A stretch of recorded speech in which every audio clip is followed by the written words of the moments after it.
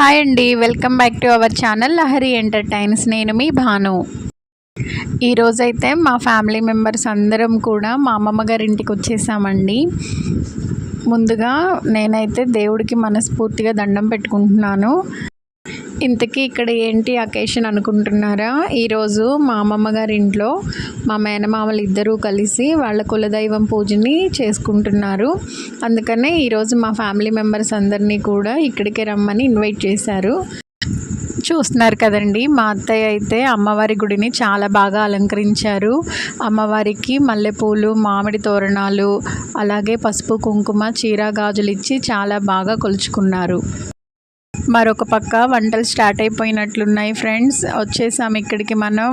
అయ్యయ్యో, ఇదైతే మనం అస్సలు మిస్ అవ్వకూడదు ఫ్రెండ్స్. ఎందుకంటే మన తెలంగాణ ఇళ్లల్లో ఏదైనా చిన్న ఫంక్షన్ జరిగినా సరే ఈ బగారా రైస్ అనేది లేకుండా అసలు ఆ ఫంక్షనే ఉండదు అండి. అంత బాగుంటుంది మన తెలంగాణ స్టైల్లో వండే బగారా రైస్ అనేది. వీళ్ళు ఆల్రెడీ స్టార్ట్ చేసేసినట్టున్నారు. పర్వాలేదు, నేను మీకు ఇక్కడ ఎక్స్ప్లెయిన్ చేస్తాను వీళ్ళు బగారా రైస్ ఎలా వండుతున్నారు అనేది. ముందుగా 2 టేబుల్ స్పూన్ల నెయ్యిని వేసుకొని, నెయ్యి కొంచెం కరిగిన తర్వాత మన హోల్ బగారా మసాలా అండి, అదే యాలకులు, చెక్క, లవంగాలు, మరాఠీ మొగ్గ, బిర్యానీ ఆకు, అలాగే అల్లం వెల్లుల్లి పేస్ట్ కూడా ఇప్పుడే వేసుకొని మొత్తం ఒకసారి బాగా కలుపుకున్నారు. ఇందులోనే క్యారెట్ ముక్కలు, పచ్చిమిర్చి ముక్కలు, అలాగే బగారాకి సరిపోయే ఉప్పు మరియు ఒక 2 గంటల పెరుగును కూడా వేసుకొని చక్కగా కలుపుకుంటున్నారు. ఈ విధంగా పెరుగు అనేది మొత్తం చక్కగా నెయ్యిలో కరిగిపోయే విధంగా బాగా తిప్పుతూ కలుపుకుంటూ ఉండాలి.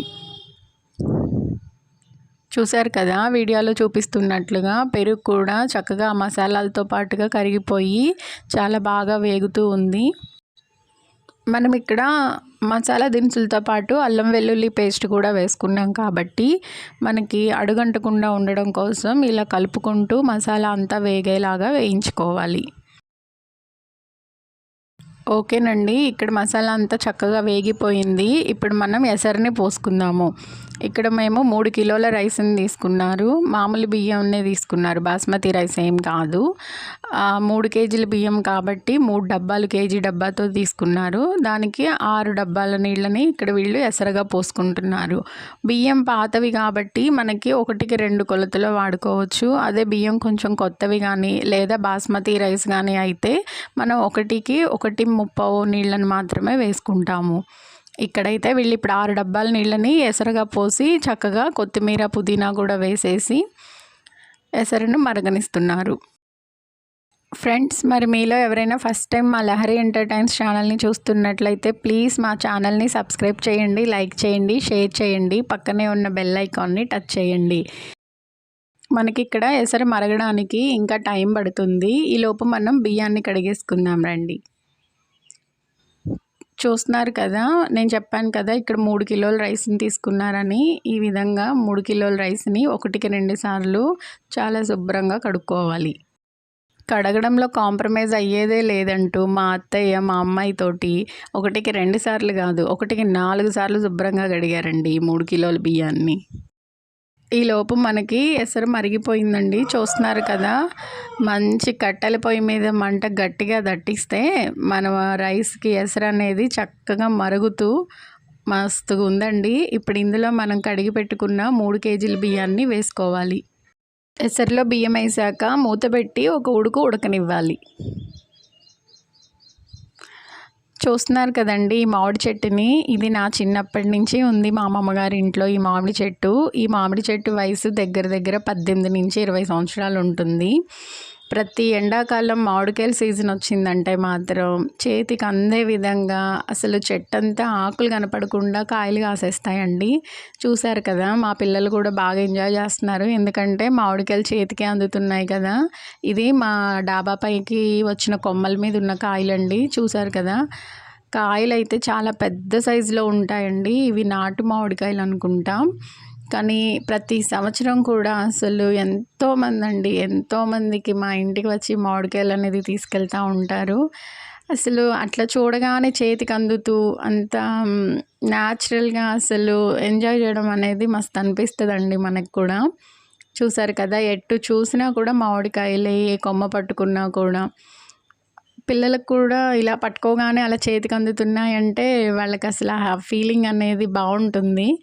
ఎక్కడో చిటారు కొమ్మలో కాసే కాయలు చూసి మనం ఫీల్ అయిన దానికోను మనకి ఇలా చేతికి అందుతూ గుత్తులు గుత్తులుగా చాలా పెద్ద సైజులో మామిడికాయలు అనేది ఉండడం చాలా బాగుంటుందండి.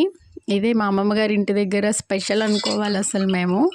చూసారు కదా, ఎసరైతే మరిగిపోయింది, అలాగే అందులో వేసిన రైస్ కూడా ఉడికిపోయింది. వావ్! మంచి స్మెల్ వస్తుందండి. ఆల్మోస్ట్ మన బగారా రైస్ అనేది రెడీ అయిపోయింది. టెస్ట్ చేస్తున్నారనమాట వీళ్ళు ఉడికిందా లేదా అని. అన్నం ఉడికిందో లేదో చూడాలంటే ఒక మెతుకు పట్టుకొని చూస్తే చాలు అన్నట్టుగా టెస్ట్ చేశారు వీళ్ళు ఇక్కడ ఈ బగారా రైస్ని. బగారా అయితే పర్ఫెక్ట్గా కుక్ అయిపోయింది. మరి ఇప్పుడు మనం దింపేద్దాం. 3 కేజీల రైస్ కాబట్టి దీన్ని దింపడం మన వల్ల అవ్వలేదు, మా మామయ్య వచ్చి దింపారు. రెడీ, ఇక యుద్ధానికి సిద్ధం కండి అన్నట్టుగా పెట్టారు. మరి ఈరోజు స్పెషల్స్ అయితే సాంబారు, అలాగే చికెన్, ఇది కూడా చికెనే కానీ ఇది పెద్ద బాయిలేరు, అలాగే పెరుగు చట్నీ. ఓకే ఫ్రెండ్స్, తిన్నారు. తిన్నదరగడానికి ఆటోమేటిక్గా మనకి డ్రింక్. ఇక్కడ మా అమ్మాయి స్ప్రైట్ తెచ్చుకుంది, ఫుల్గా ఎంజాయ్ చేస్తున్నారు ఈ డ్రింక్ తోటి. తను తాగడమే కాదు ఉన్న వాళ్ళందరికీ కూడా మీకు కావాలా అని పంచుతుంది. అయిపోయింది. అబ్బో, ఇప్పుడు ఏంటి యానిమల్ మూవీలో సాంగ్ తోటి డాన్సింగ్స్ అండి. ఇక్కడ జమల్ జమల్ హే జమల్ అని వేస్తుంది మా అమ్మాయి. నన్ను వదిలేసి మీరు ఎట్లా చేస్తారని ఇక్కడ మా అబ్బాయి వచ్చేసాడు. ఇప్పుడు ఈయన వంత అనమాట. ఈయన కూడా నాకు డ్రింక్ అనేసి వచ్చాడు. డ్రింక్ తీసుకుని ఆయన కూడా ఎంజాయ్ చేస్తున్నాడు. సో మొత్తానికైతే ఈ విధంగా జరిగిందండి మా మేనమామ ఇంట్లో వాళ్ళ కులదైవం ఫంక్షన్.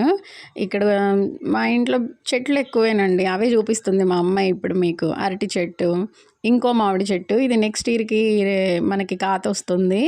ఇది చిన్న రసాల చెట్టు, అందుకే దాన్ని జాగ్రత్తగా పెంచుతున్నారు వీళ్ళు. అలాగే మునగ చెట్టు, నూయి పాతకాలం ఇళ్ళల్లో ఉంటుంది. ఇప్పుడు అందరు బోర్లు వేసుకుంటున్నారులే, కానీ మా ఇంట్లో అయితే అప్పటి నుంచి ఇప్పటికి కూడా మా నుయ్యి పెద్దగా ఉంటుంది. నీళ్ళు కూడా కొంచెం పైకే ఉంటాయి, అదే చూపిస్తుంది. మొత్తానికి ఇదండి ఇవాల్టి వీడియో. మరి ఈ వీడియో మీకు నచ్చినట్లయితే ప్లీజ్ మా లహరి ఎంటర్టైన్స్ ఛానల్ని సబ్స్క్రైబ్ చేయండి, లైక్ చేయండి, షేర్ చేయండి, పక్కనే ఉన్న బెల్ ఐకాన్ని టచ్ చేయండి. Thank you friends.